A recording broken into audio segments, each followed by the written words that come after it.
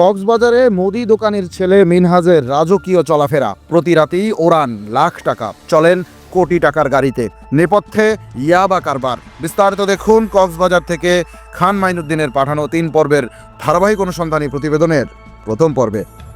সম্প্রতি কক্সবাজারে মিনহাজ নামে এক তরুণের রাজকীয় জীবনযাপন নিয়ে বেশ আলোচনা সমালোচনা সৃষ্টি হয়েছে।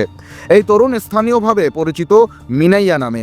কক্সবাজারের টেকপাড়া এলাকার এক সাধারণ মুদি দোকানদারের ছেলে হয়েও 25 বছর বয়সী মিনাইয়া ওরফে মিনহাজের রাজকীয় জীবনযাপন দেখে মনে হয় তিনি কোনো ধনকুবের পরিবারের সন্তান। সোশ্যাল মিডিয়ায় নিজেকে পরিচয় দেন মিনহাজ আব্রাহাম নামে। নামি দামি স্পোর্টস বাইক, বিলাসবহুল প্রাইভেট গাড়ি, 5 তারকা রেস্টুরেন্টে প্রতিদিনের আড্ডা আর ঢাকায় যাতায়াতে বিমান ও দামি গাড়ির ব্যবহার, সবকিছু মিলিয়ে তার লাইফস্টাইল চোখ ধাঁধানো।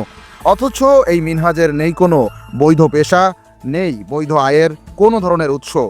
মিনহাজের এই অস্বাভাবিক বিলাসী জীবনের রহস্য খুঁজতেই মাঠে নামে অগ্রযাত্রার অনুসন্ধানী টিম। কয়েক সপ্তাহ ধরে তথ্য সংগ্রহ, তার বিরুদ্ধে বিভিন্ন গণমাধ্যমে প্রকাশিত সংবাদ পর্যালোচনা ও স্থানীয় সূত্রের দেয়া তথ্যে জানা গেছে আদতে এই তরুণ একজন ইয়াবা কারবারি। তার কাজ রাজকীয় জীবনের আড়ালে ইয়াবা পরিবহন করা।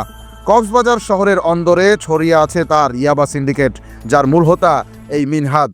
প্রশাসনের চোখ ফাঁকি দিয়ে কিংবা তাদের কিছু সুবিধাভোগী অংশের সহযোগিতায় দিনের পর দিন চলছে এই ব্যবসা।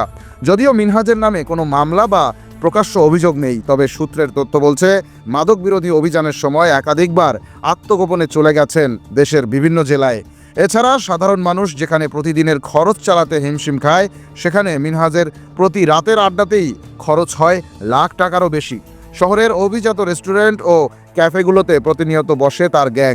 দামি খাবার, বিলাসী পরিবেশ আর বাইরের চাকচিক্য দেখে যারা তাকে চেনে না তারা বিস্ময়ে তাকিয়ে থাকে, প্রশ্ন করে কে এই যুবক, কি তার পরিচয়।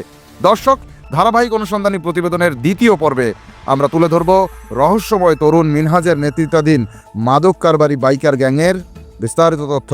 চোখ রাখুন অগ্রযাত্রায়।